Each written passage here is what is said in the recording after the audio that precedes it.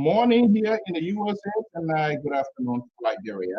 Uh, we are about, my guest is coming back, and so we're going to be breaking him here very shortly. I am Alfonso Zian, source of the Liberia Public and LPR.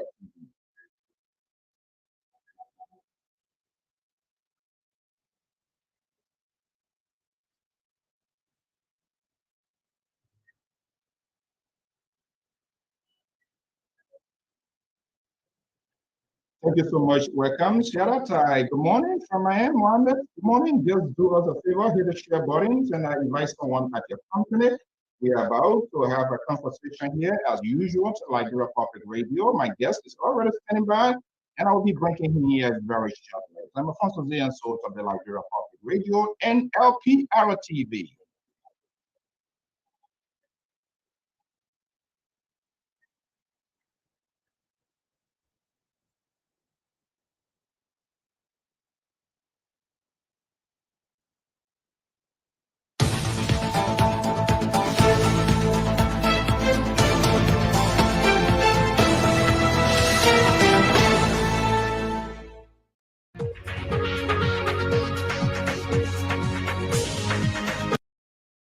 Good morning from the USA here. I'm Alfonso Zian, sort of the Liberia Public Radio and LPR TV. Julius, good afternoon. Julia, are you hearing me? Okay, let me just get Julius off yet. We want to welcome our viewers and listeners across the globe. Thank you for sharing this morning hour with us here, as usual. I'm Alfonso Zian, sort of the Liberia Public Radio. Well, this is your regular editions of the Liberian War Today. The Liberian War Today is an informative news magazine right here on LPR and our sister network in Liberia, Sky Communication FM. We want to say a big thank you for such collaborations in making the news proportionals and having this sort of content sharing. We told you the Liberian War Today will leave no one behind. Politicians, actors, journalists, author, technocrat, professionals, we will bring them here to make sure that we have a conversation good for the country. Today seems to be one of the most difficult interview here because someone that you know, someone that mentor you, someone that is your mentor. So we are going to flip the coins here this afternoon, this morning, from the East Coast here. Quite interesting. A legendary interviewer will become the interviewee this morning here, and that is quite interesting. Well, I will do my best. Our relationship, we work in the past, we work with him directly. For full disclosure, it is important that we bring this transparency into context. However, we agree in principle that today's conversation has nothing to do with our relationship in the past and in the present, but to hold all accountable. And I'm quite sure he will be proud if I do what I'm supposed to do, despite or he got him in through the process all these years working with him. At the same time, he understands the profession, so we'll try to keep it in context. Today's conversation, questions, dialogue, he has no idea. But this is what we're going to be talking about. This is a book, Liberty Hijacked, the histories of the laws of liberty that divides Liberia. Very loaded documentary, academic work. How long did it take to put this piece together? What led to this book, Liberty Hijacked? Is the liberty hijacked? What happens to the love for liberty that brought us? Was it hijacked in the interim? These are consequential questions we're going to be asking here this afternoon. Legendary award journalist winner GERAL worked in government for countless years. I'm not sure whether he has suffered since he came to the States, but we managed to get him out, to hear from him, and what led to this book. He's standing by in the border state of Philadelphia right now. I'm going to be bringing in my special guest. He's my chief. But we signed a status of forces agreement here this evening that we're going to empty all We're going to undo the chief, the bossman, and all of that back home. And now we are in a free world, and we want to keep that in context. I want you to share this video because we will be having a conversation. You don't know the history of your country. It is important that the history of the country is revealed so you will know the directions of your country and how you're going to do it. Let me go to Philadelphia and bring in, wow, this is a quite interesting one here today. The Liberty hijack, the history of how the loss of liberty divides Liberia. Is Liberia still divided today? I have no idea.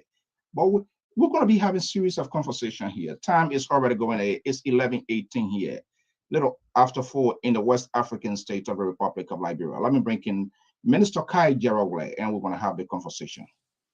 Okay, there we go. Thank you, Alfonso. I don't know what.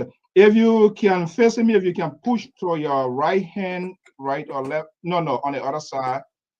On your left, that would be on the left-hand side. Okay. Yeah, is there a way that you can still adjust yourself?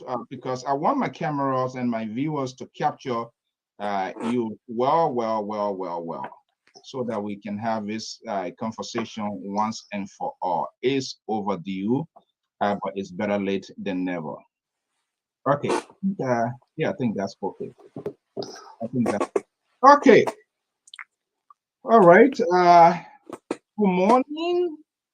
And how are you, sir? Minister GERAL, author Liberty hijack. Good morning from the ocean state of Rhode Island here this morning. Thank you so much. It's a pleasure joining your program this morning. I'm grateful to you, and I'm grateful to all of our listeners and all those who are watching us. I'm grateful to the Sky FM and the Sky Television in Monrovia. It is a pleasure being here to dialogue with our people, to discuss the history or how the loss of liberty continues to divide Liberia. Did I hear you saying the loss of liberty continues to divide Liberia? Indeed. Okay, all right. It would be insane to ask for introduction, but as you know, the country, the society has evolved significantly. So let me give you the opportunity. I cannot draw the conclusion. Everybody out there or viewers, listener knows who is GERAL. So let me be say magnanimous, so that I will know, because if there's anything left out, I think I'm at liberty to add that piece as well. So let me give you the opportunity, Mr. Red, to introduce yourself. I come from a very poor background. I grew up in the village of Sanquin. And my background directed me to write Liberty Hijacked.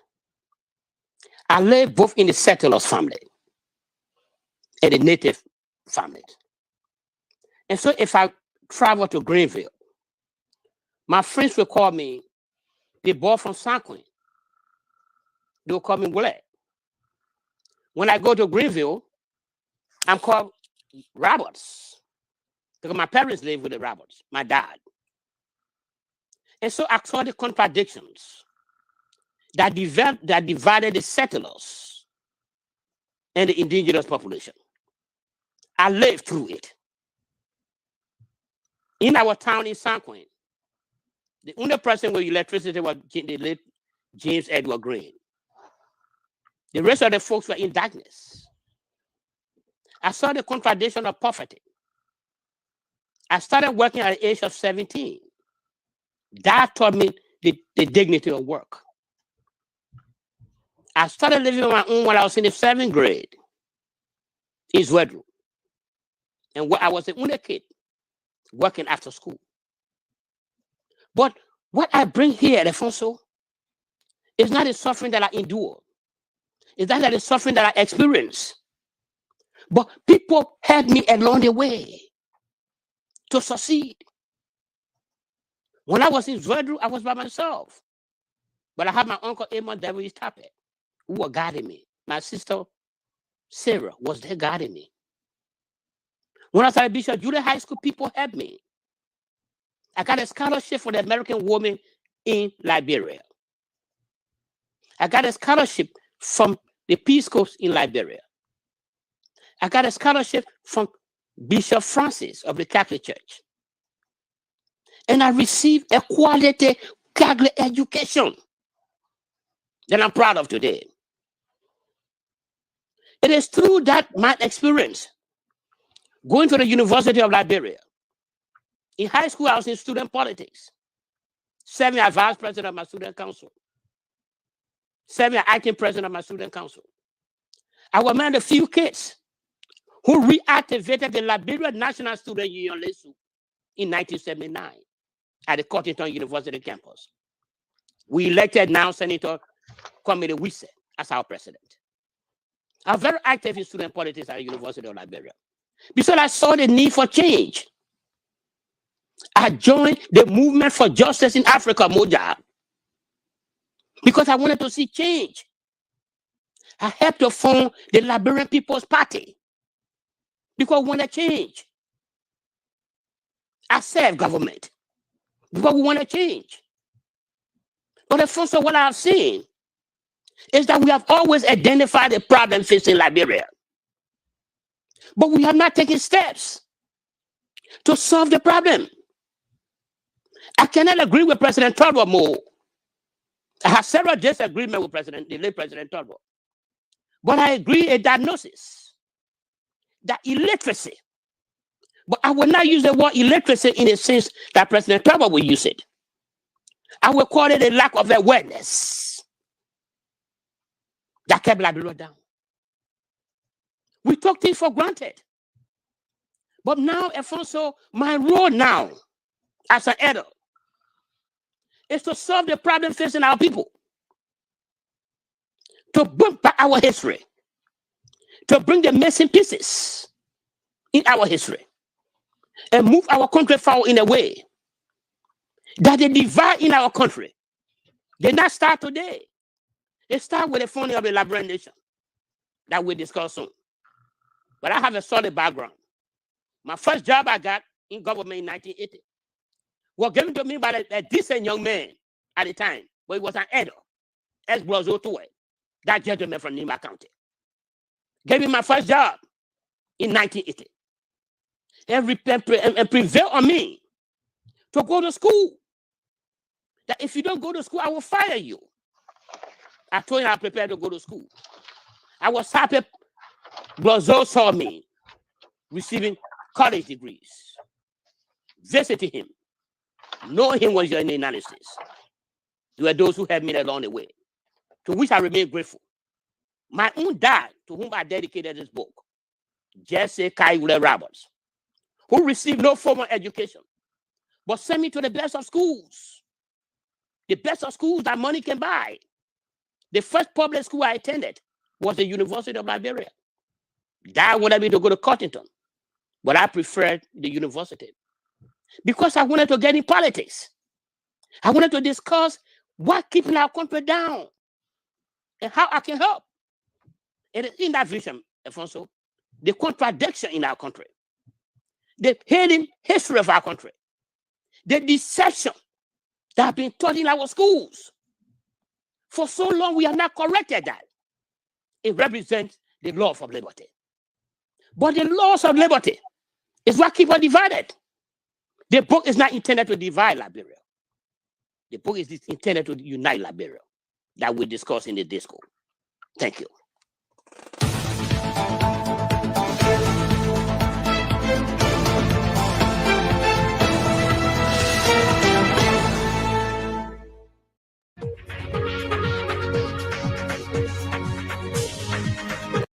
Well, folks, there you have it. I am Alfonso Zienso, the chief angered the Liberian war today. And the essence of this program, we told you from the onset, we want to say a big thank you to our sister network, Sky Communications Incorporated in Liberia.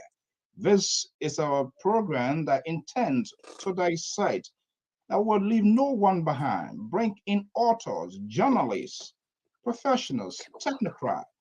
And today, I am privileged to have someone that I work with directly in his office. I don't know why he didn't go there. He worked numerous of years in government, and he found himself here. He is a journalist, award-winning journalist, Kai GERAL. What Minister Ray, if you were to call you, thank you so much. Also managing editor of the African Star newspaper right here, the only online print media here in the USA. Thank you so much. Diligence Communications Chief Consultant. Thank you so much. Let's have a conversation here. Again, I'd like to hear from the house's mouth. This is your book, Liberty Hijacked, correct? Yes. Okay. All right. I've been going through this book here, and it's quite interesting. I'm a free thinker, and there are many free thinkers out there. Some see it as being divisive, but then I got caught up in the shadow again. History is all about the past and the future, so that sort of contradiction is little bit difficult. So let's start with this here. What led to the writing of this book? Some to see, wait a minute, what is Minister Ray or what is Kai Ray telling us? Why is he taking us back here? And there are other people who have their own interpretation of many things we're going to get today. But how was this title of this book originated and why? Based on my research, Alfonso, I was in government. Before I joined government, I was in journalism with a Standard newspaper. Chia Chipo gave me an opportunity to be on editorial team of the Standard newspaper. I was working as a cadet at the Ministry of Posts and Telecommunications. And at the University of Liberia, I began to see the contradiction between the have and the have not. They have more than one more. But it was not sufficient to just talk. It is sufficient to document and solve the problem. So, but to do that, I needed access to information and resources. I wrote a story in the Sun-Times newspaper and an editorial that Rufus Mama Dapo, my journalistic mentor, may his soul rest in peace, gave me an opportunity to learn how to write editorials. And we have covered a story at BWI, where the student attempted to hold the vice president by a coat. They were on strike. Vice President Money by then. May his soul rest in peace. I filed the story from Kakata. And Rufus asked me to return to Monrovia in a charter taxi with my late friend, Thomas Nimley, who was on my team. He asked me to do an editorial. I did the editorial. Few days after, I received a message through Honorable William Glay that President Doe would like to see me. That's the former, not to interrupt, the former representative of Grand Gila County. I've not seen Doe personally. And before that, I also went to the executive mansion to cover that story for Sun-Times. And I raised the question with President Doe. The Sangye University in Grand Cayman County was Doe project. And I traveled to Cayman to cover stories. But the university college project was then abandoned. Grass grew all over the place. And I raised the question with the president. If the project in Grand Cayman County for education was abandoned, the president feared very furious. And when I do let's see where we can take you to Grand Cayman County to find out the project is not in place. Days after, Mr. Glay emphasized, President Glay at the time emphasized that the president wanted to see me. I have been thinking of writing a book on Liberia, on the contradictions on Liberia.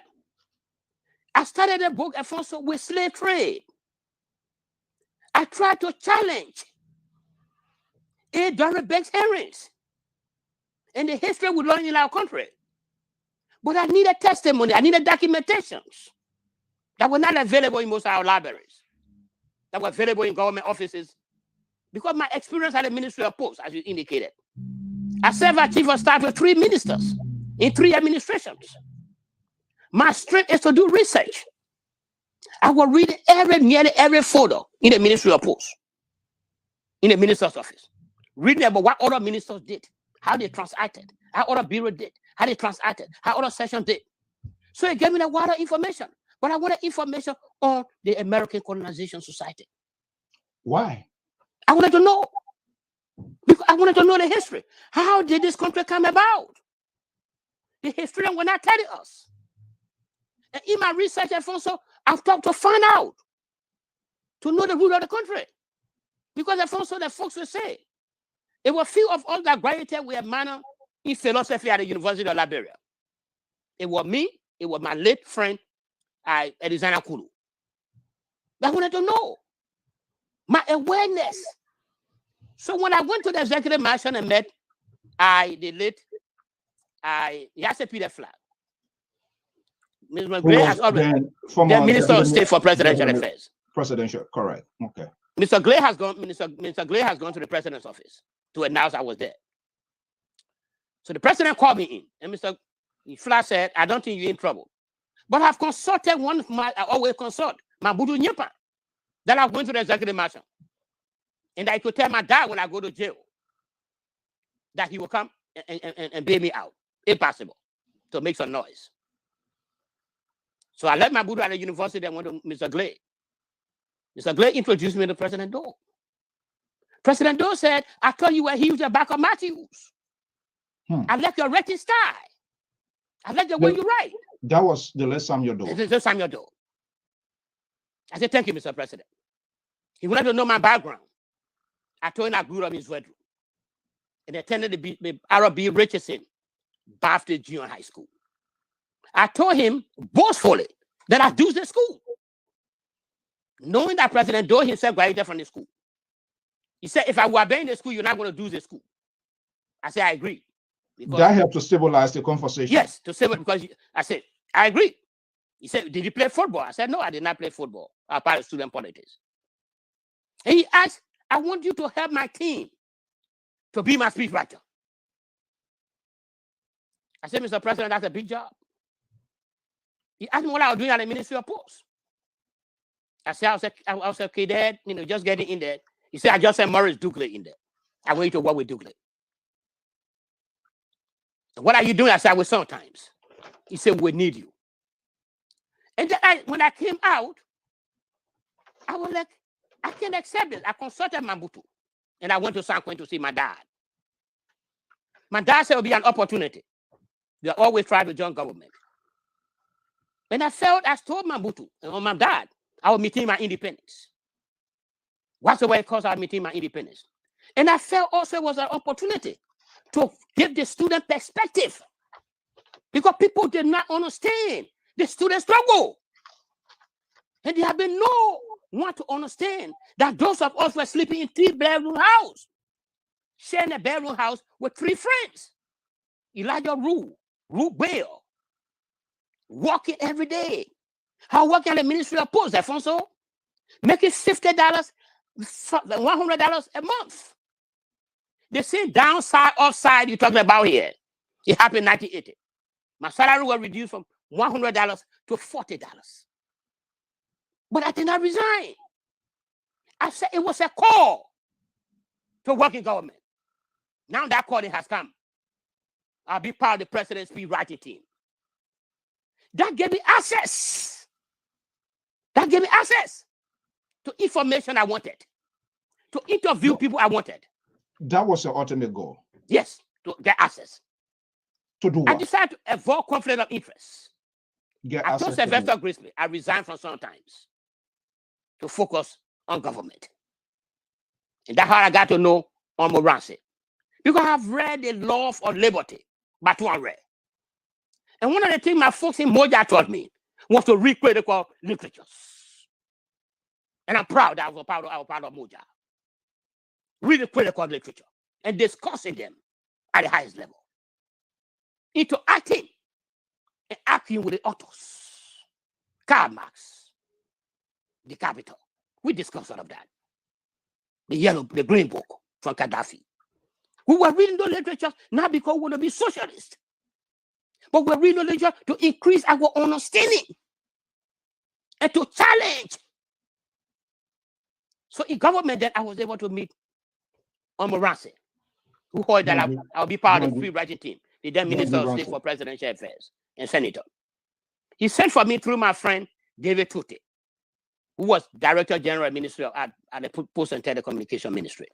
I went to the Omen's house. He asked me what I decided to accept to do a volunteer speech writing thing for President Doe. Why was I Ministry of Post? I said I'm trying to write my own book myself. And I wanted information. So we discussed. And I told him the role he played in the Turbo regime, the Turbo regime. I read The Love and Liberty. I read everything. But I wanted to read my own book.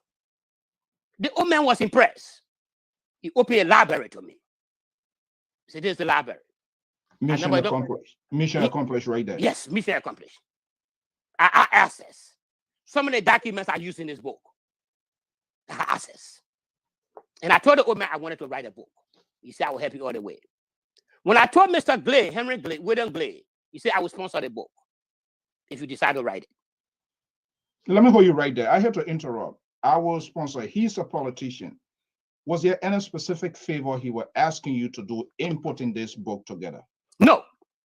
Because what did happen was, Glade had been my friend from graduate.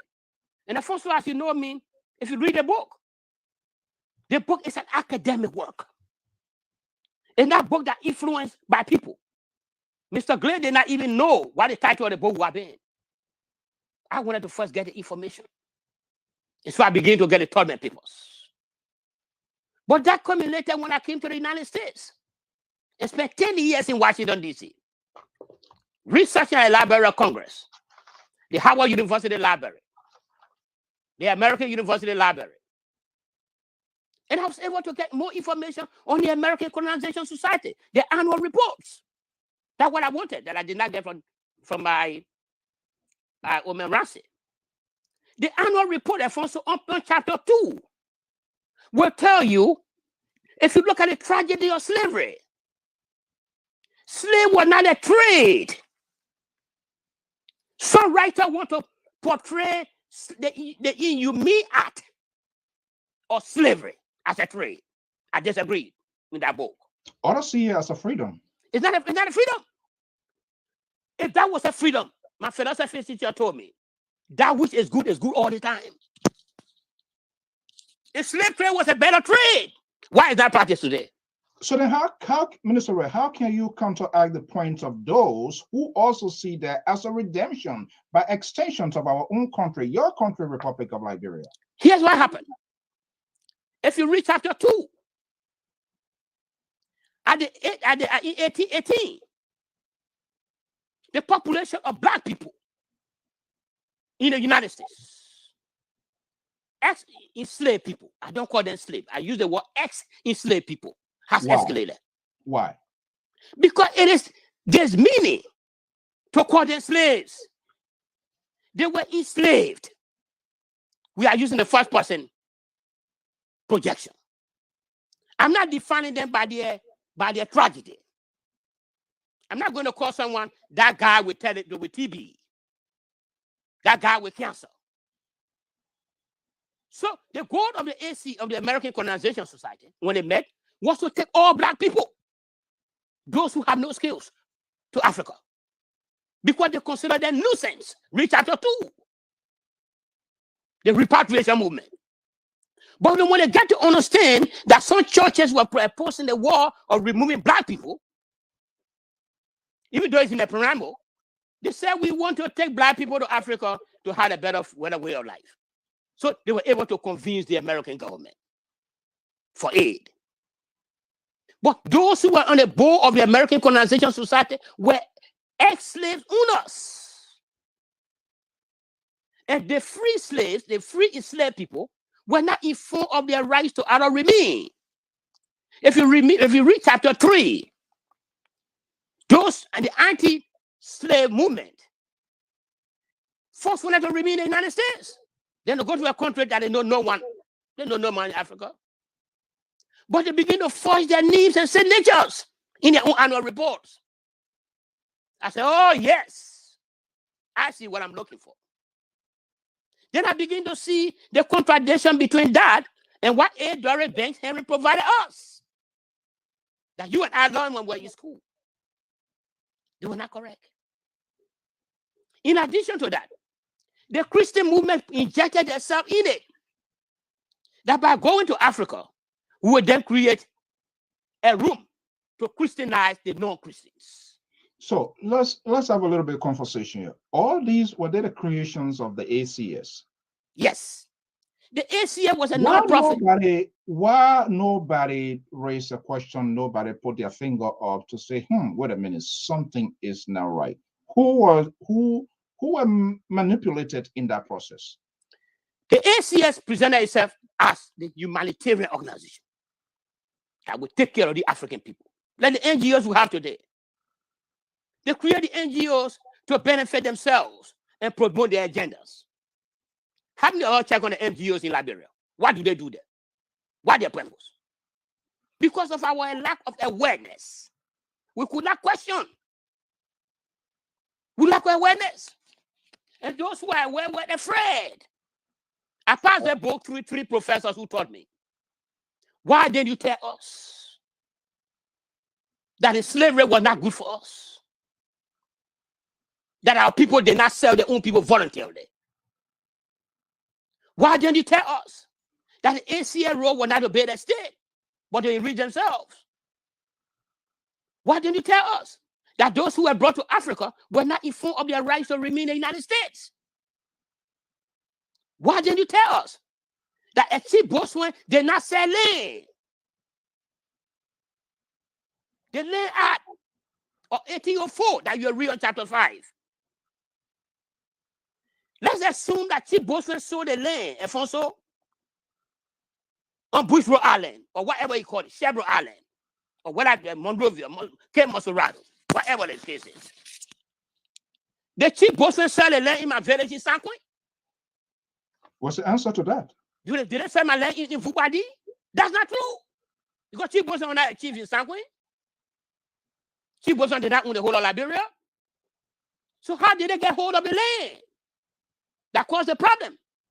But before I come to that, the laws of liberty started when they arrived in Liberia, the country now called Liberia. If you read the preamble, they say, we from the United States formed the nation. They were not inclusive.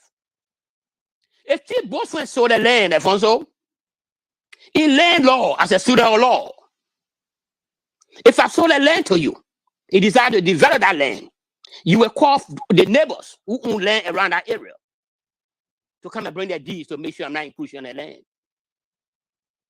But they declared a state without inviting chief boatswain. They were not smart. They declared a state without inviting Bob Gray. Banks Henry did not tell us that boatswain were dead. So let me stop you a little bit. All of these actions, were they calculated? Were there something that they were doing intentionally or what? Indeed. In your research, what did you find out? If you look at the book, you see a typewriter. I want you to show the book up there and see. You see a typewriter on the face of the book. There's a typewriter. This is a book. It's intentional. Everything they did was written documents. That's how we got it. They wrote it. They created an imaginary material nipple who used a fire code to kill thousands of natives. But there's no context. What were the natives doing there? Thousands. There were 3,000. There were 3,000. Yes, there were 3,000 settlers in Liberia at the time. So how would they would kill thousands of natives? Thousands. Where did they come from? What were they doing in Monrovia? But we'll come back to that. They found a state that negated America. America is bad. The slave trade in America bad. They pay taxes. They never got, read chapter 3 and 4. They never got any benefits from America. So they found a state to be inclusive. But in the preamble they have, they take the resources for themselves. You are now saying you found a country for all. But you did not invite Chief Boatswain. You did not invite Bob Gray, who sold the land to you as part of the state. They were never a member of the cabinet. They were a member of the Interior Department. So you say bust it. But the man who you sent to negotiate, we ask ourselves, what language were used in that trade? The native could not speak English, so how did he buy the land from them? So let's take a little bit break here. This is quite fascinating. I'm still reeling it, and no one can perfectly give interpretations of what happened then and seeing what is happening now. in your research, based on all these narratives that you are providing, do you strongly believe the liberty was hijacked? Indeed. You tried to fund a law for liberty for all, but you had it for the few. Even the people who call the Concord people today, I didn't call them Concord.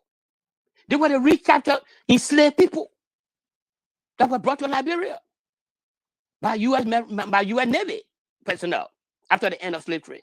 So how that war was tweeted or reconstructed? Because we are not aware that we use the derogatory names to depict certain class of people, play on their tragedy and sufferings, which is wrong. In that book, I did not use Concord people. I use settlers. Because we came from somewhere. Including yourself? Including myself. And I'm using editorial we in that book. Not day and day. Because I'm giving objective analysis. The loss of liberty. Where did it go? Where did it go? How did our people get left out? But also the most interesting part of loss of liberty. They say they bought the land, right? Mm-hmm. In 1850, they passed the Land Act that made all tribal land settlers' land. So if you bought all the land in Liberia, in the country for you, why pass a law to say all tribal lands in the interior belong to you? The country will be for you, right? Minister Kajore, let's take a quick break to get a glass of water. This is getting to be more interesting, and we will hope to tap in your expertise to go series by series to give a connection to our audience. Let's take a break. I am Alfonso Zienso. This is the Liberian War today, going much deeper into the history and discussing with the author, the Liberty Hijacked, the histories of how the loss of liberty devised Liberia. We will be right back.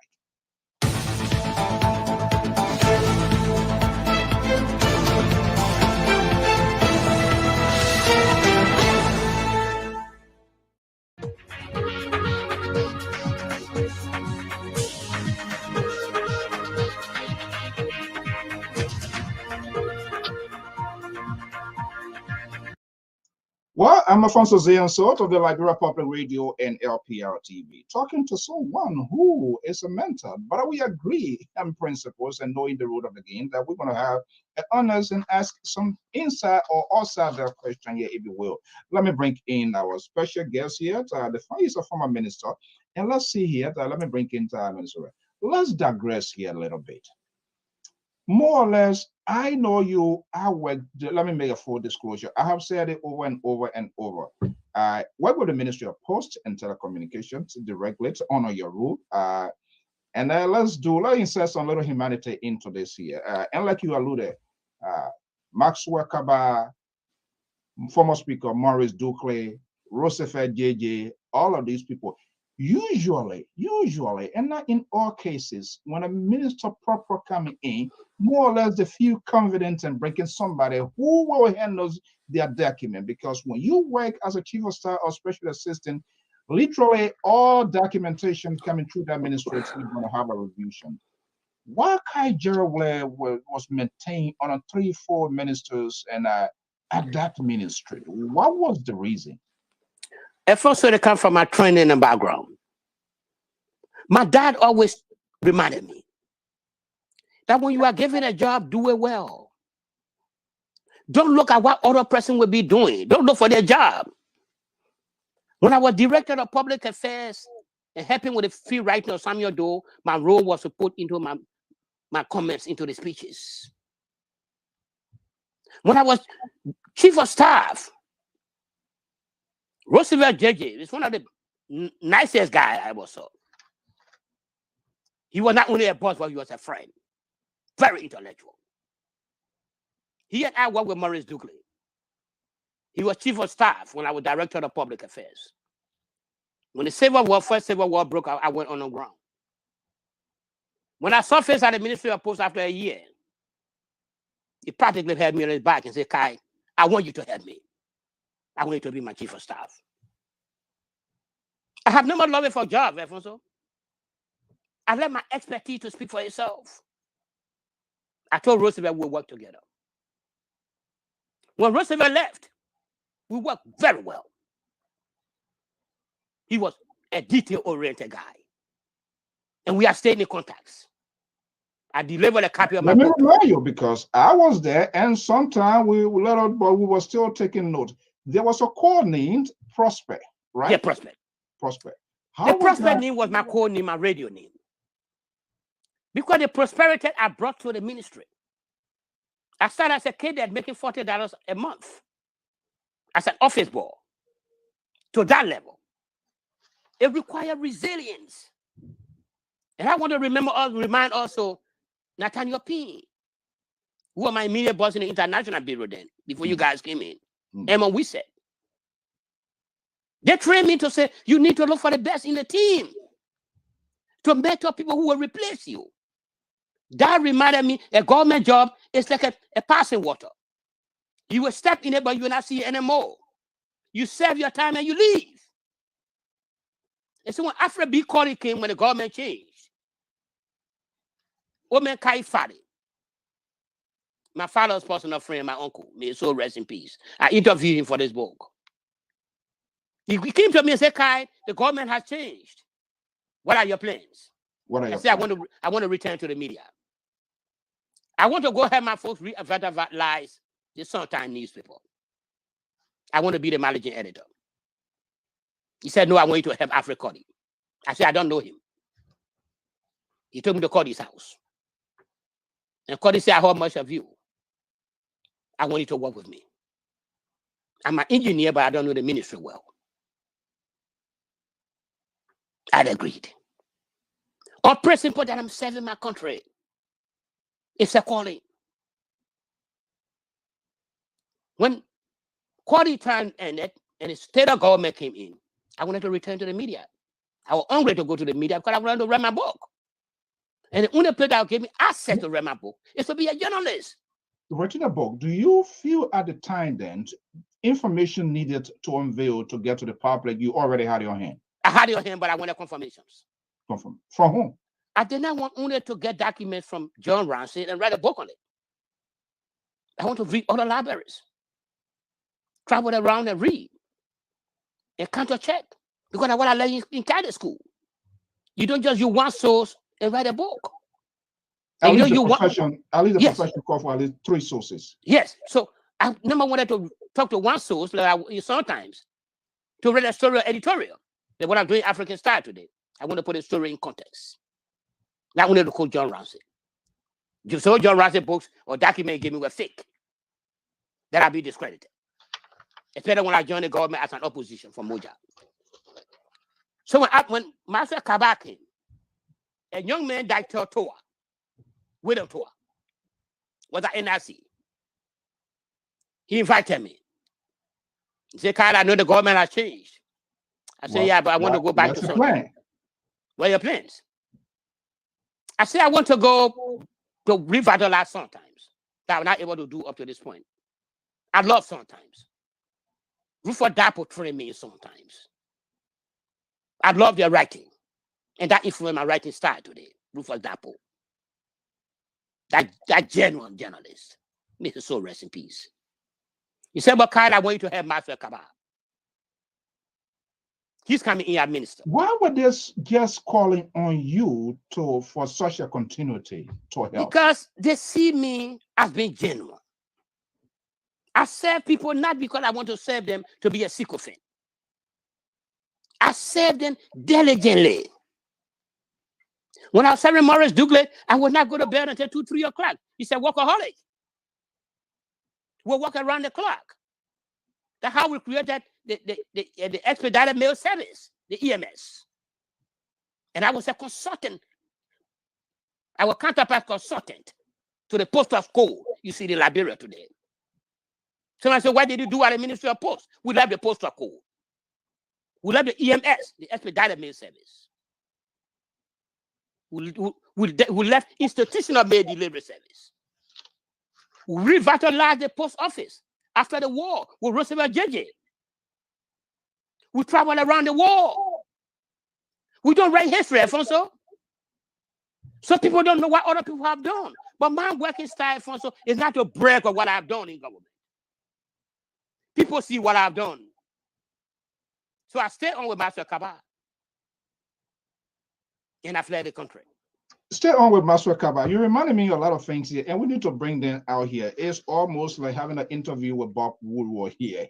Stay on with. And I remembered the day of Master Kaba, we knew the kind of government it was. One of these days, remember when then Chucky Ben here, when he came and bust through the door. Usually, you goes through the chief of staff or special assistant, but that position, I believe, was on Taylor. And Chucky said, you know what?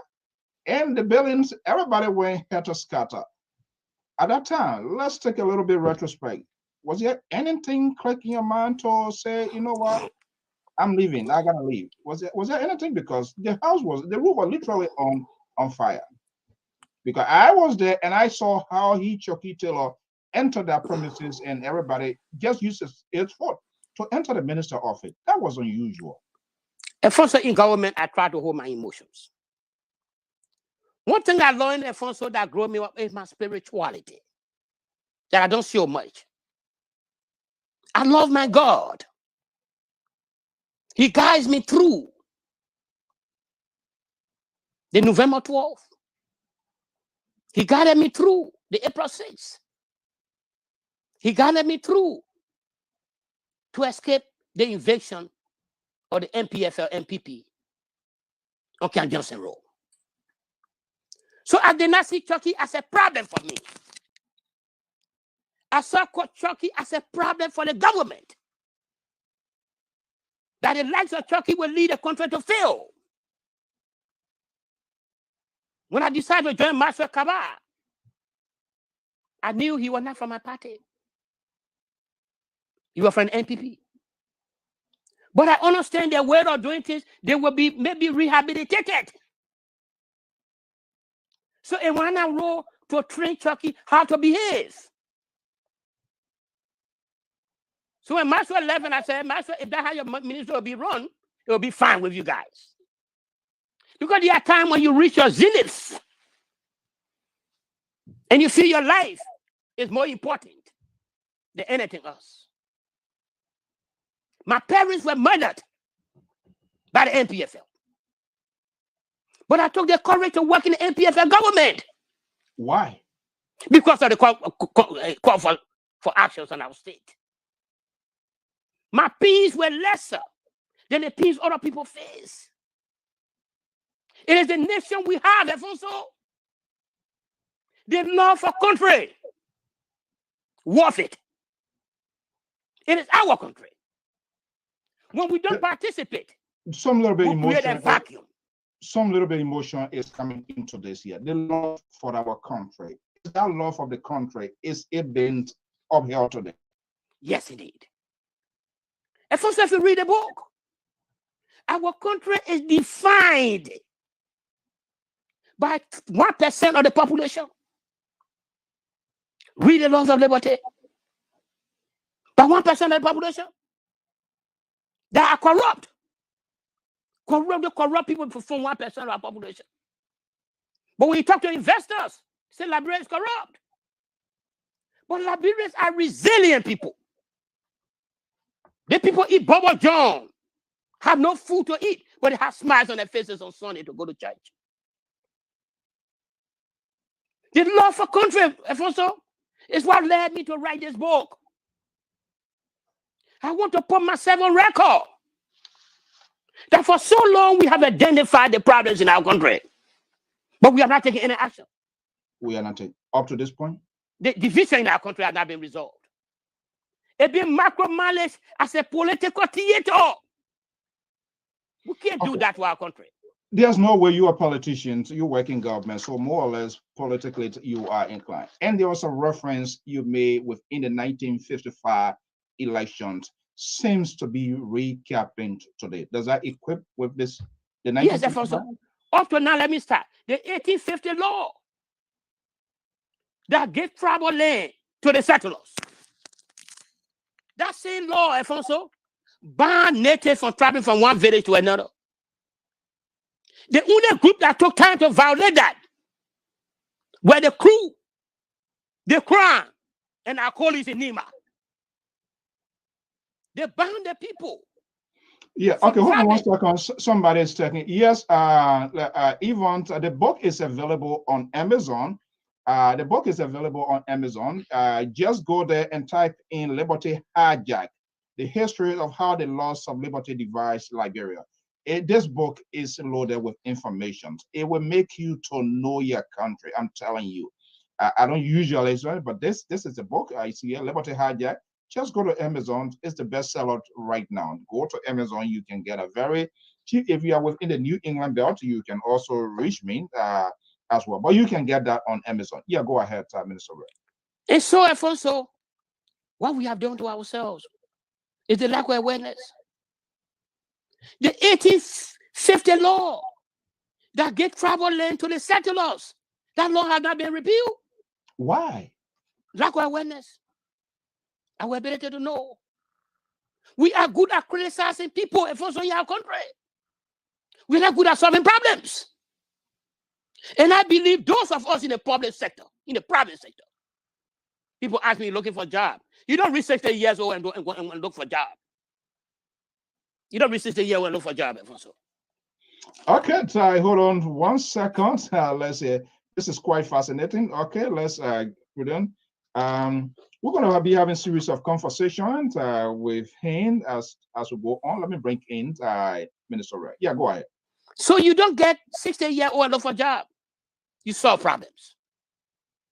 The 1955 elections that the opposition lost to William V.S. Tubman, it simply reacted. Explain. Read the book.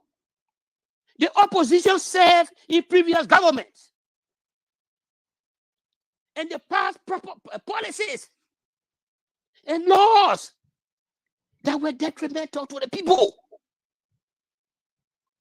They made Tubman a demagogue. Then they turned around. We still formed the Reformation Party. They formed the Independent Two-Wing Party to oppose Tubman. Because they were waiting for elections. So what you call the right worker and say political leaders? It's no opposition. It's fake. So hold on. Let me hold you right there. You're bringing us into reality. Yes. And I've been wondering how this term political leader was coined. It means from the 1955. Yes. The opposition had the Senate bearer is not a job. The people who run the political parties are the political operatives, the chairman, the secretary general. So that man was elected as Senate bearer of the party. He lost the election. The election was very corrupt, though. Very corrupt. Read the book.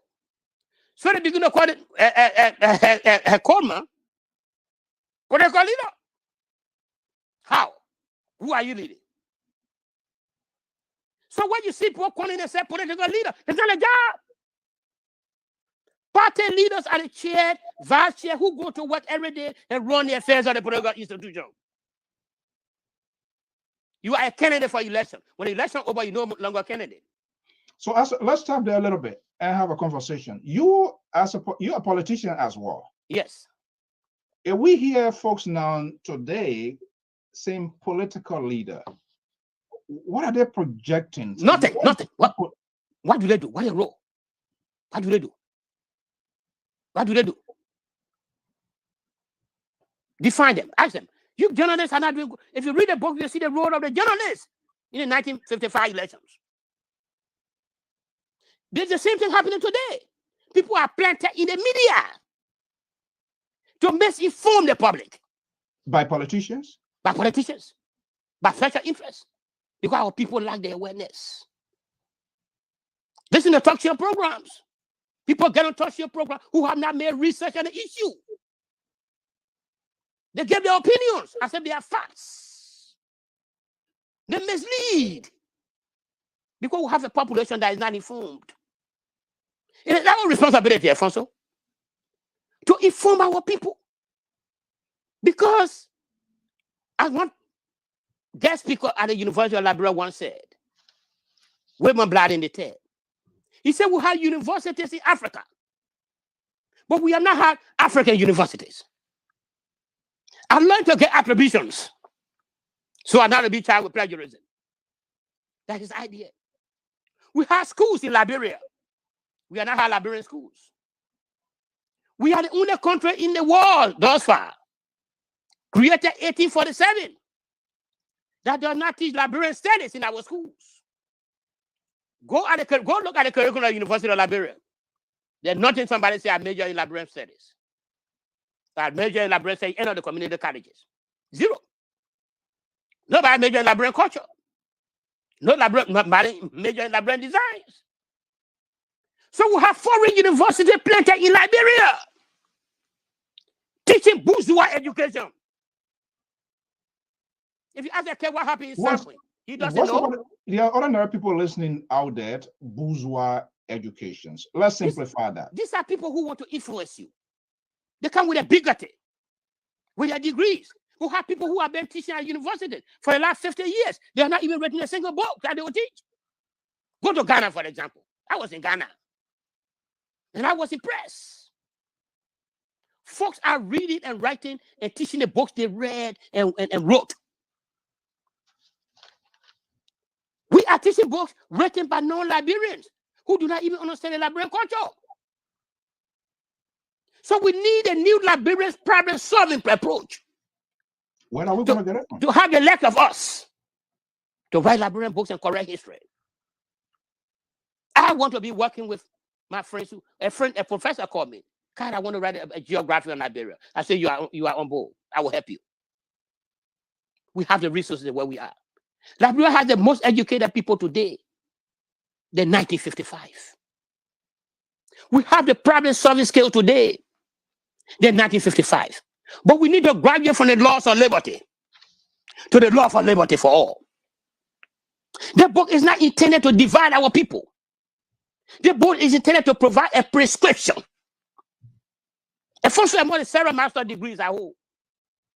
I hold a master's in public health with emphasis in health promotion. I have a master's degree in applied behavior analysis, the meta state. What makes people to behave the way they behave? Our problem has been the lack of information. Our educational system is backward. We can't only talk about it. We can take action. We can do that from the private sector. People should not wait for government job to change lives. Government job is for service. How can you navigate through this point too, Minister Reds? Government is a higher employer in our country. You work in government, I work in government. We see it. So how can government subsidize outside private institutions to create a job opportunity? Alfonso, I'm proud of my friend Martin Brown. I'm proud of you. You work at the Ministry of Post. You don't work there anymore. I work at the Ministry of Post for the last 25 years. I'm not at the Ministry of Post. I'm doing well.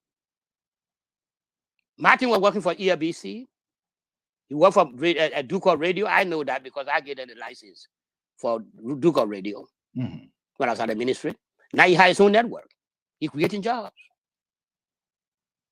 You see what I'm saying? So government constitutes less than 500,000 people.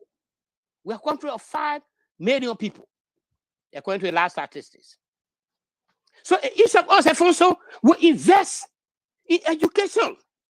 The government will follow. But we want to wait.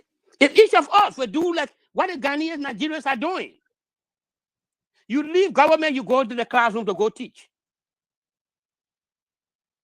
We will impact the teacher shortage in our country will reduce. I've been reaching to some friends here in the United States to reach to some universities and colleges in Liberia. We can sponsor an online education for you. Are you? We're going to hold you accountable of things that you say. Yes. If the University of Liberia, which of course you are a product, that's another way of giving back to your country. If you were to reach out to you today and say, okay, you don't have to come yet. The whole world is on a digital network to help us in lectures and classes. Will you unveil yourself to that? I'm available, Alfonso. I've been reaching out. I don't need anybody to pay me. At my age, I'm successful. I must get back. I hold over 4 master's degrees. I can teach over 4 courses free of charge. And I can encourage some of our friends. And for so what we need to do is to break the laws of liberty. And our emphasis must be love for country. If you love your country, Alfonso, you will do nothing to harm the country. But we talk the most negative thing about our country because we are in the United States. The folks in the United States fought to maintain the union. So we are here with Bob Murphy in Liberia. It's a correct country. They are friends I have. I don't want to bother with that Liberia. Really? Because you are in the United States? We need to bother with our country because the sunset we have here. They said to what other people on the other side would say, what there's a freedom that people can speak their mind. No, I'm not saying people don't have freedom. Is that sanctioning their freedom as well? No, I'm not asking for freedom. I'm saying it bothers me to be another person's country and talk negative about our country. When you leave Liberia, you know the difference of having a country. Let's put it into context here. What do you consider negative? I can't bother with Liberia. Liberia is corrupt. So if Liberia is corrupt, what are you doing with it? We're in the private sector. If we teach our children to be aware, if somebody say you killed my man, you killed my pa, I will vote for you. As a journalist and a mental health professional, that person has simply a trauma. He's not well. We don't question. We accept. But then we stigmatize the victims. People who say, I vote for you, you came my mind, you came my power. They have symptoms of mental health. Sanction or no sanction, we will vote for you. They have mental health. Simply a mental health. They need treatment. They need to be diagnosed. To build their self-efficacy, their self-importance. Nobody say elections matters to you. Somebody just went to jail here in Philadelphia for trying to engage in election fraud. So a man who knows the self-efficacy will not run behind somebody for the bag of rice. Our media has been doing a dangerous job in 1955. It's in the book. People are elected without a platform. And they come out of our program. We don't ask them, why do you want to be president? You say millionaire, right? Why don't open a factory? Why don't create a job? Why fold your hands on day you become president? Why isn't the presidency you want? Why don't go teach? They say they want to serve their country. You can serve your country in the private sector by creating jobs.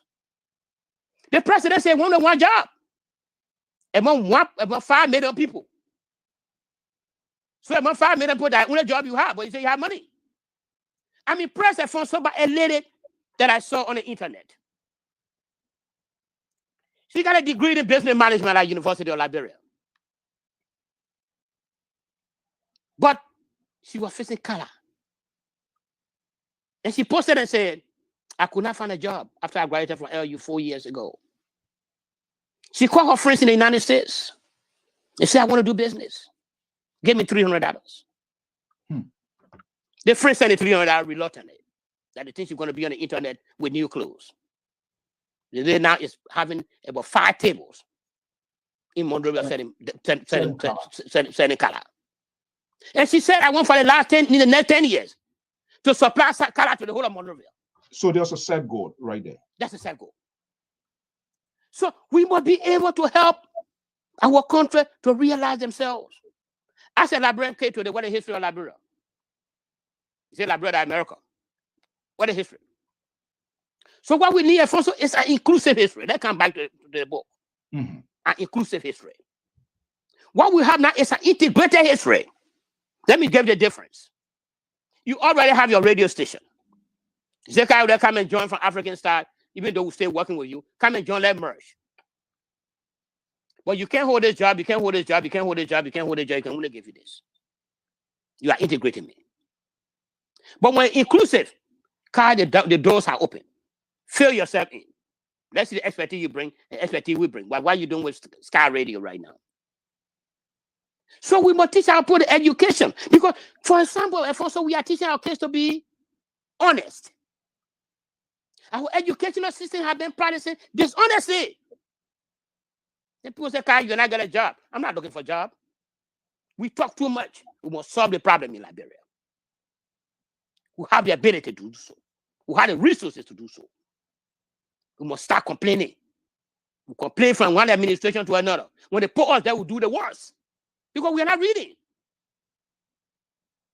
If our people were reading, they would have reversed or amended the 1850 law.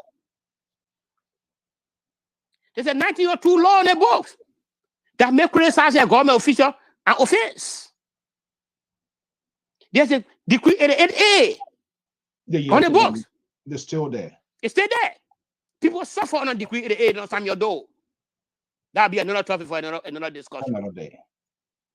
But my friend Joe Murray used that book, that law, to suppress the press. May so rest in peace.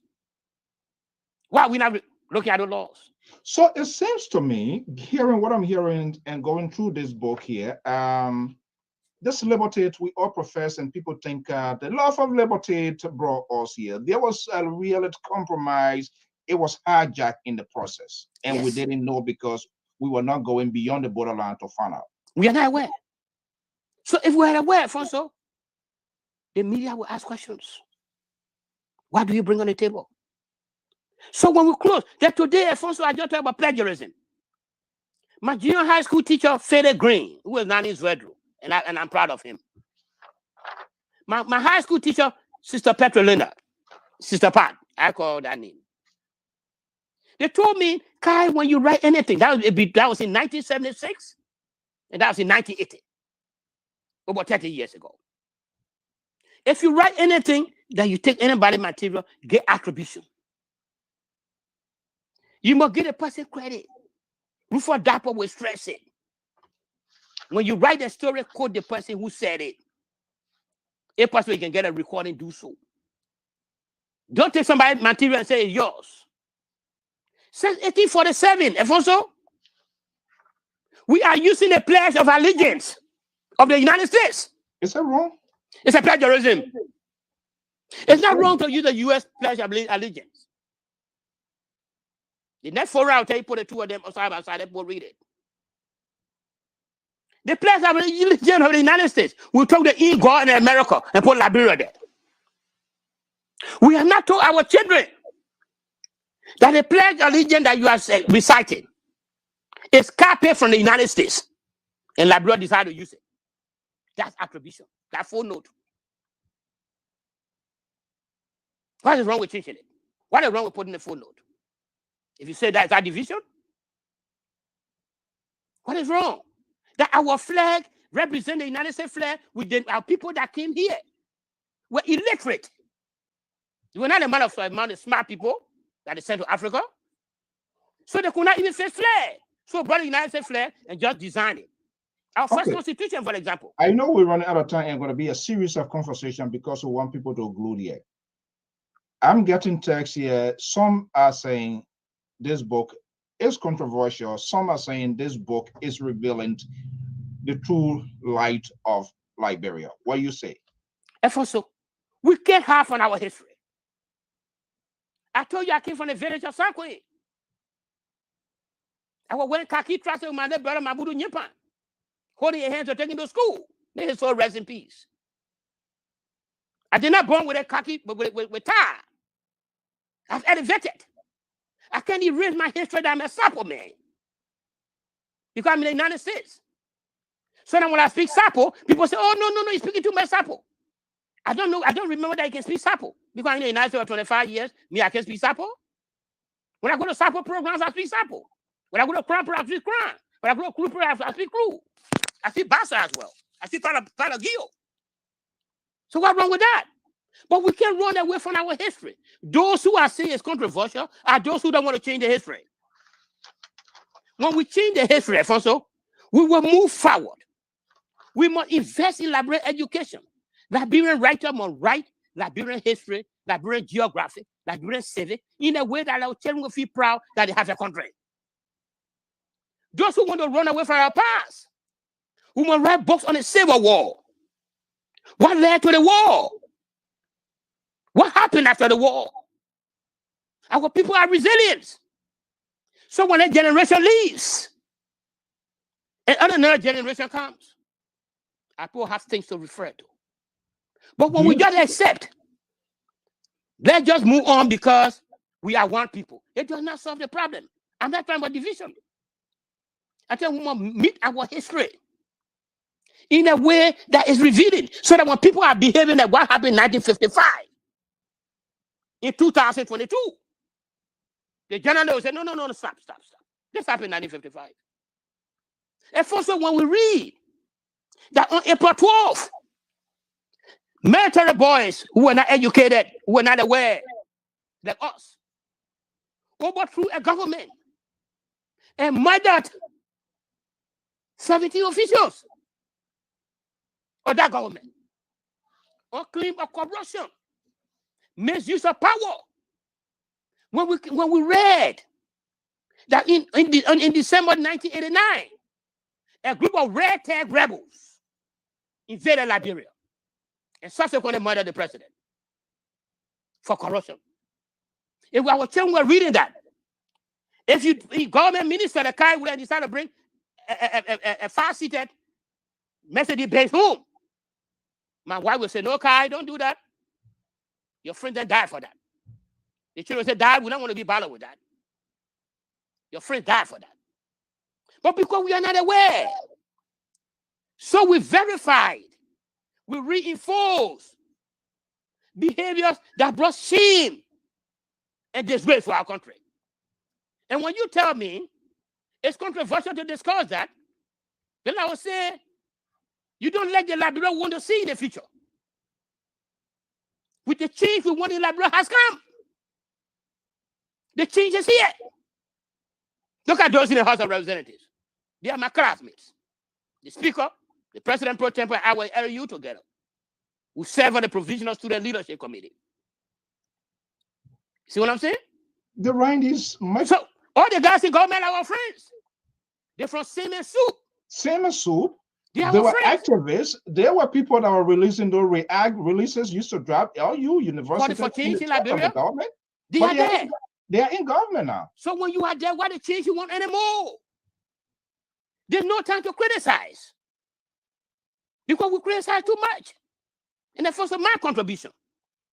And I'm waiting. I've been traveling around the United States, as you know, going to universities and colleges, talking about the book. And I told most of the libraries I go to, put my book right here. I don't say do anything with it. Keep it on the shelf. If somebody read about Africa and Liberia, let them read their perspective. That's academic work. And I'm receiving a lot of reaction. People who think it's controversial, let them write antitheses. Let them write an opposition against the book. And say, let's stay the course. But the people in Ghana are moving forward. Our children do not know Liberian history, but wanted to learn African history, American history. When I was in Liberia, I learned about snow. It was 25 years ago before I could even see snow in the United States. So what can I talk about South African forests? So our forest talk will read about forests. Well, what Ghanaians are doing. Why, ask yourself, after 1847, why are we taking people to Ghana for treatment? Who had the best medical school in the country, in Liberia? Why are we taking them? Because we don't want to invest in ourselves. We wait for government. Because you say to criticize government, then criticize yourself. My sociology teacher told me, the looking glass self, Alfonso. I'm not just here to sell books. We want to get the books in the hands of Liberians at little or no cost. We want to know their history. So now when a Ghanaian friend asks them, that my daughter, I gave her the book to read. She grew up here in the United States. She now said, oh, Daddy, and I know the history. She discussing it with her friends when she go to school. We're talking American history. But we are not able to talk about our own history. We're not here to talk about our own history. Let me put this thing down. So let me ask you this question here. We are hearing you information reaching out with the Ministry of Education Authority regarding this book. We are holding consultation. I want to leave it at that. But it will benefit our people. And first, I just completed the second manuscript of the second book on Liberia. Do you care to tell us how you're going to look like? No, we will discuss that when it comes. I'm sending it for peer review by this weekend. Because I want professionals, my peers, that what I did to this book, to look at it and make suggestions, make critique. Because Alfonso, I'm not stopping here. This is a mission to get back to Liberia. What are you holding? What is your ultimate endpoint in what you are doing right now? To create awareness. Because the problem with our country is that we don't have the awareness. So those who are not aware, we accuse them of engaging in behavior that inappropriate. But when we create the awareness, when they are aware of themselves, we will change the country. We can change the country by criticizing people. Okay. Well, what we did, let me see what we did in Liberia. Samuel Doe came to power with your son unaware. He went to school. It thought process change. Even though he had a military dictatorial policy, they were my boss. But he was aware. Let's get the people the awareness, Alfonso. Since they show the light, so that those who are in the darkness will follow. My goal, Alfonso, for the rest of my life, is to be a Liberian as I've always been. To live and talk Liberia. The passport that brought me in this country. The country has done more for me. It is my time to do more for them. I joined government when I was 18 years old. Spent 2 decades in government. Spent 3 terms with 3 administrations as chief of staff. I was executive director for telecommunication policy. I became a journalist. Can you still return to government? No, I don't think so be so. I tend to be with the African style. To be with the people I love. Like I told you, I wanted to always leave government to go to Sun Times. I'm a journalist. There are more we can do as journalists, Alfonso. There are young people, Alfonso, that we can mentor. We can always be there. I don't criticize those who want to live with government until they die. I don't want to be so. I want to get all of that opportunity. There are qualified people than I do. But I can provide consultancy if the country needs me, free of charge. Not opposition research. That the academic book you saw that's in your hand. I love Liberia. And I want to live Liberia, Alfonso. So the book is a testimony of what I believe in our country. I ask our colleagues in the diaspora who have the expertise to write about our country. That is not my bibliography. I'm not biography. I'm not writing biography, Alfonso. I'm writing academic work that can be used in schools. And I hope our Liberian schools will benefit from the series of books I'll be writing. And we're trying to provide an exclusive. That book is inclusive. I told you what happened with the American Colonization Society and what did not happen. What happened with A. Doris Ben Henry books and what did not happen. How people who were suppressed are natives. When they joined the central government, they became more suppressive, including the commissioner in Grand County that you read about in there. The commissioner in Nima that you read about in there. The resilience of the people in Lufa. How the people in Grand County, before they can come to Monroe, they had to provide a passport.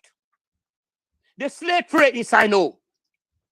The education system, where our government was sending people to the United States to go to school who were not high school graduates. It took the dean at the University of California to tell our Secretary of Instruction, Mitchell, start sending people who are high school graduates to the United States. When he told Tubman said, you know what we're going to do? We'll create a pathway for those who did not graduate from high school. When they get to the United States, they will attend high school, then they go to college, then they do master's degrees. I said they were the only people that's able to go to school. The discrimination in school system. Why the teacher in Webo were receiving $10 per month? Those in BW are receiving $150 a month. We need to close that gap. That's our history. It may be difficult to talk about. It may be traumatizing. But Alfonso, we can't change our history. To know our history is to know ourselves. And I'm prepared, Alfonso, that I'm doing traveling around the country. I can use a platform for any discussion. Intellectual discussion. Not discussion that insult people without merits. This is the only forum I came onto.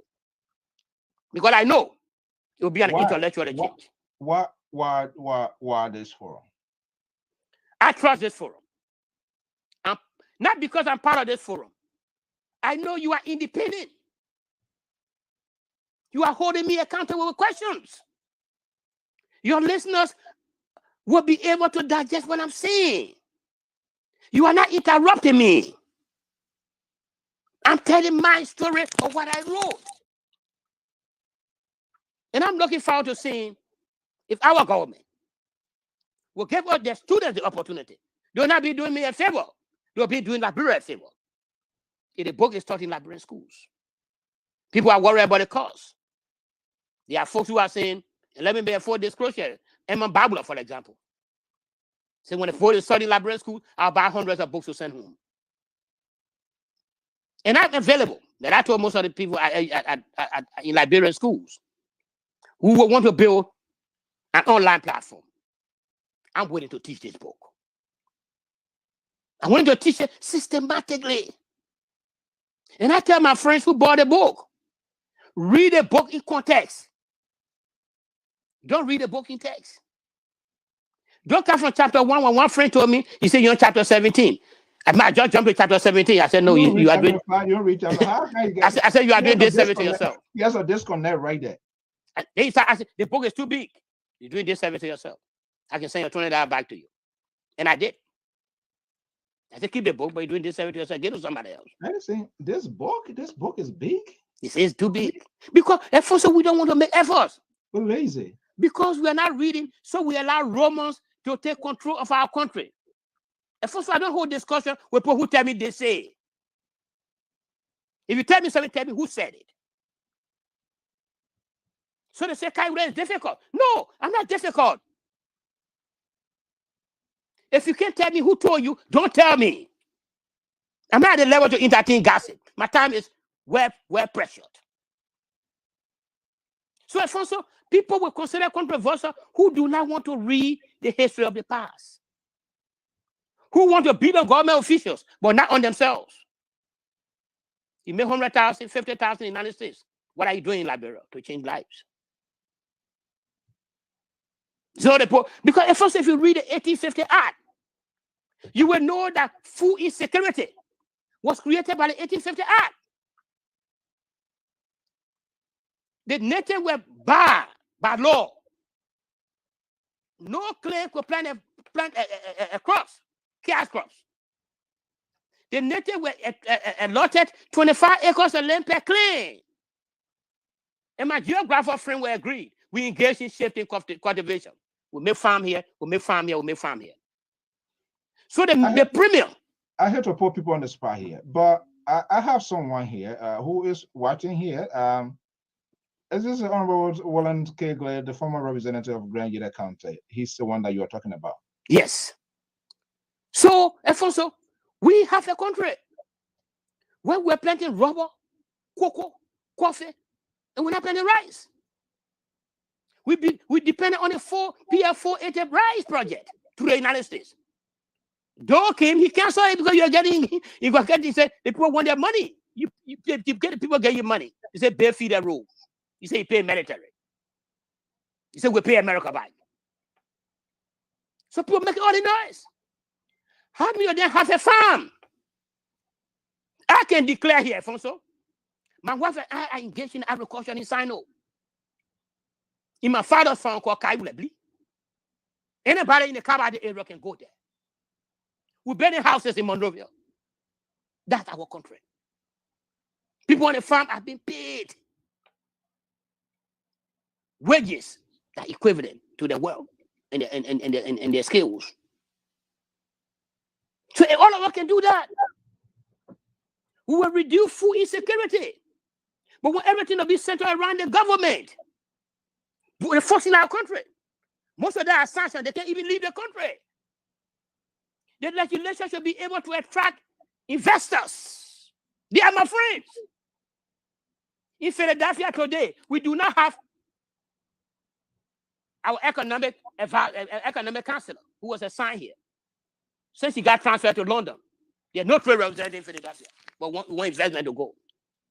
Our people come to the United States. They don't call meetings to discuss what to do in Liberia.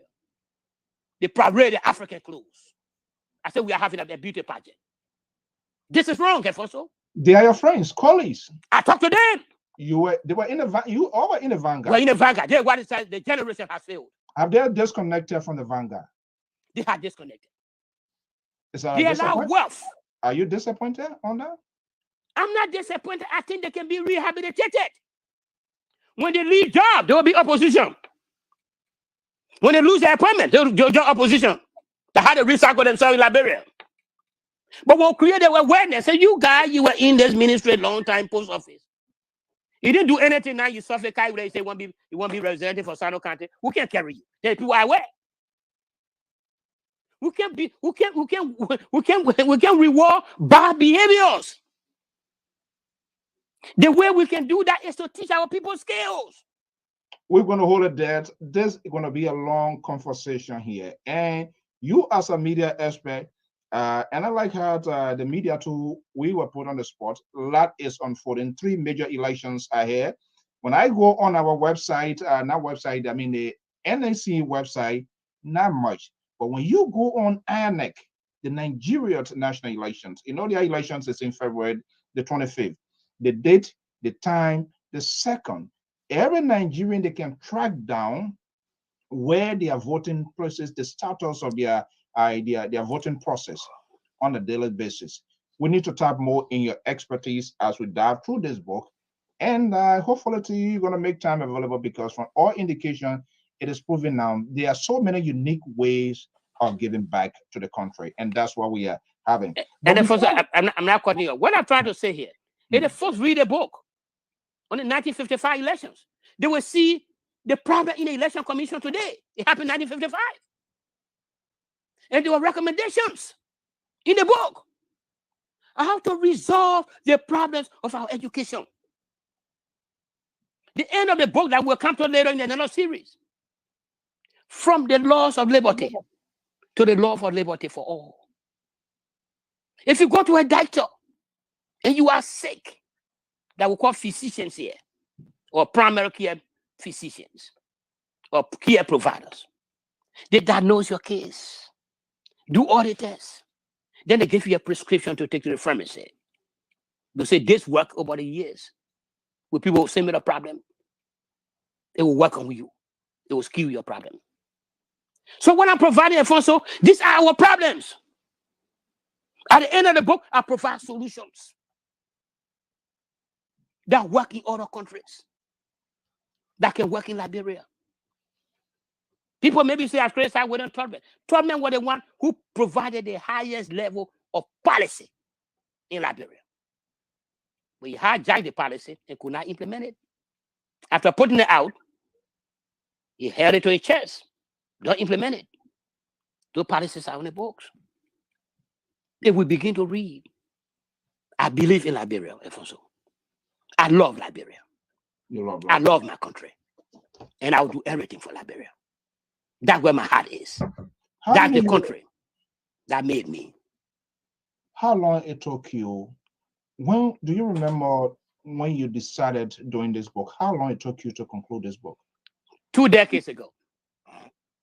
When I arrived in the United States, I was able to bring some of my materials that I have, my books. Friends were able to send my materials to me because, you know, I fled the country, so I could not bring anything much. But I have good friends. Good friends. Who were able to send the work over across the country, and then they came to me. I had some flight drive. So it took me 2 decades. But it narrowed down to 2 decades of research. Well, first of all, what I try to do is not to castigate anybody in that book. As a student of law, I'm aware of the consequences of saying things about people that are not true. My Catholic professor, I went to a Catholic school. And I'm glad that I went to two of the best Catholic universities in the United States. The Washington Trinity University, that I received my master's in public affairs. I went to the Jesuit University in Philadelphia, the St. Joseph University.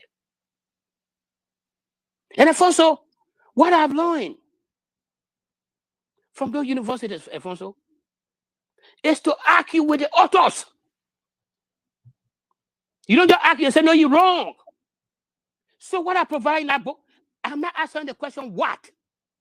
I'm answering the question how it happened. So for every discussion I provide examples. But my professor Pat, my high school teacher, Petra Lena, told me, Kai, when you pick up a book, when I was in Catholic school, we were reading 4 to 5 books a week. When you pick up a book, read the preface, read the introduction, and go to the bibliography. The bibliography or the reference pages will tell you the authority that person depends upon. Don't just read a book. Read the bibliography. Every document that I listed in that book, we're not going to empty all. We're going to leave.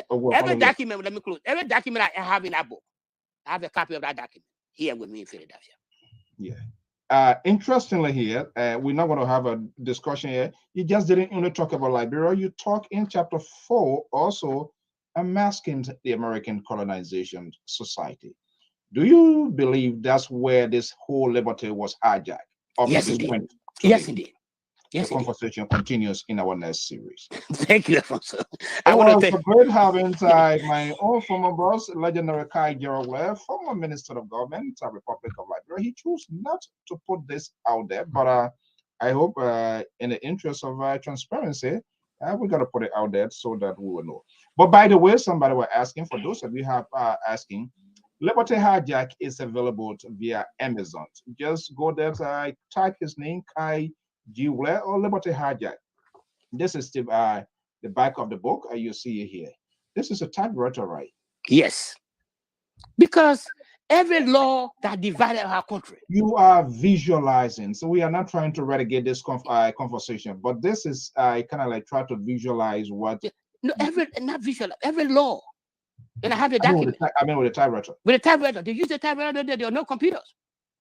So all the laws were typewritten. Even the 1805 law that divided our country. The 1955 law, the elections. So everything I have in there, the 12 elections, the arrest and persecution of one of the most intellectual diplomats, Henry Bremer Formula Senior, not HB. People know HB. The formula trial is in this here. The formula trial. We will continue our conversation. The formula trial. Mr. And slave trade in Sino.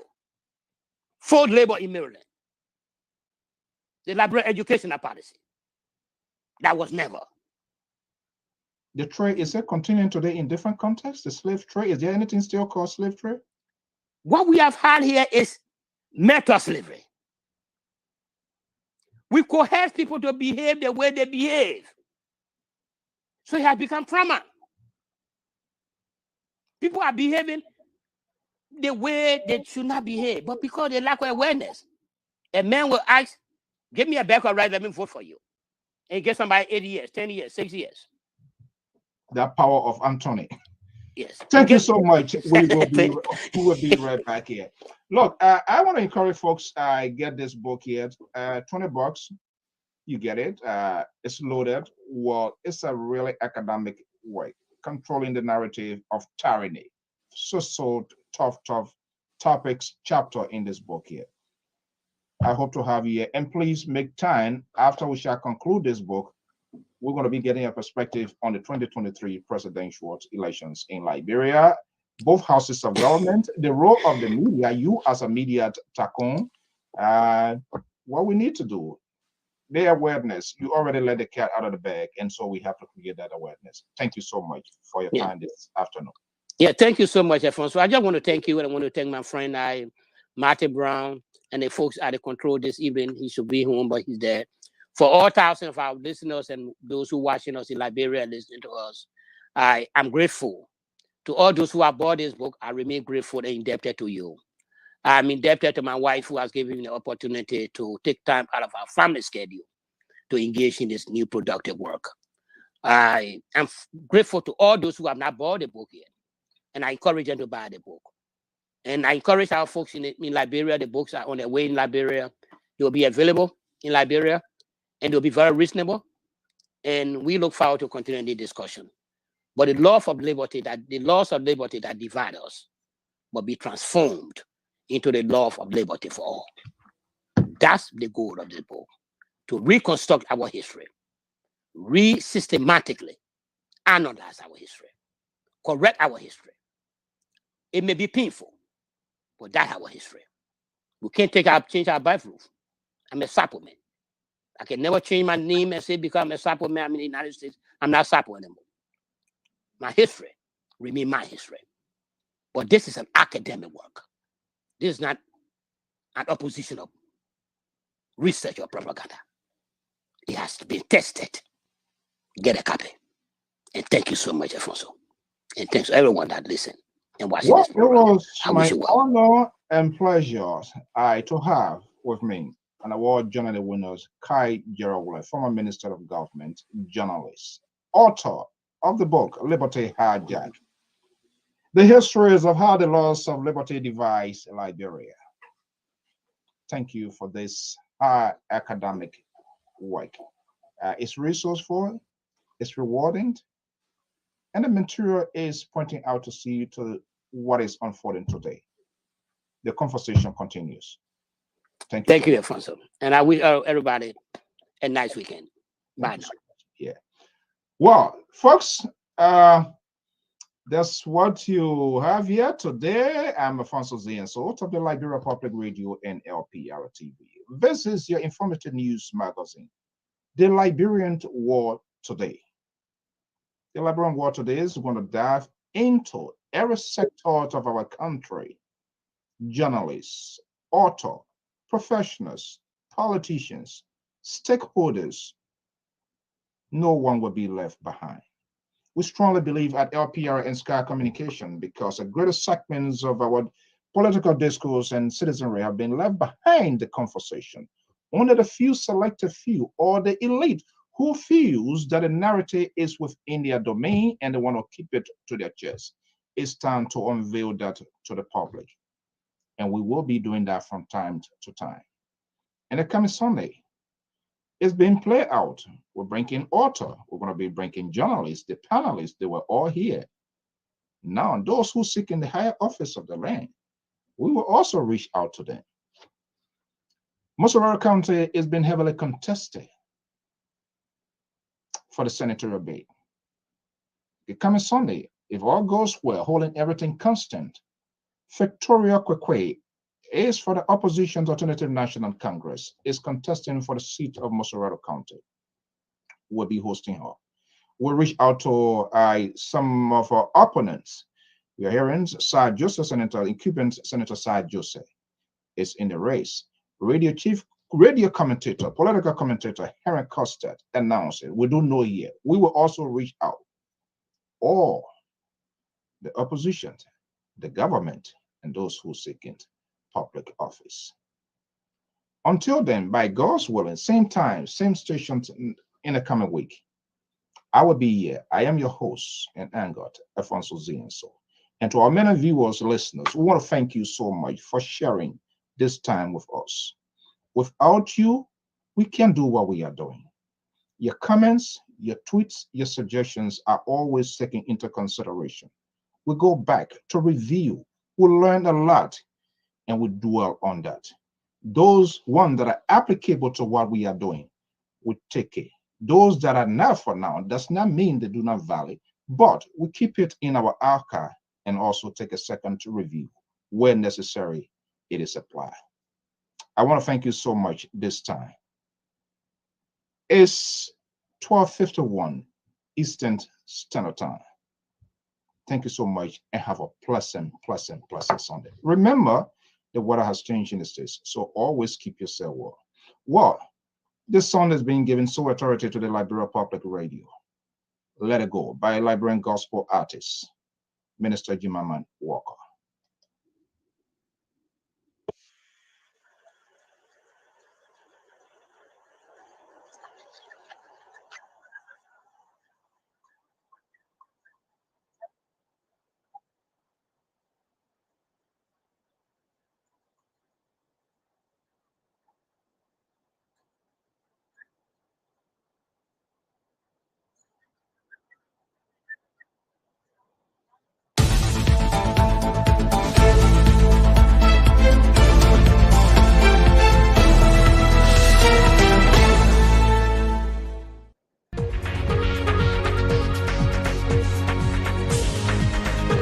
What that is on Recipe and Let It Go.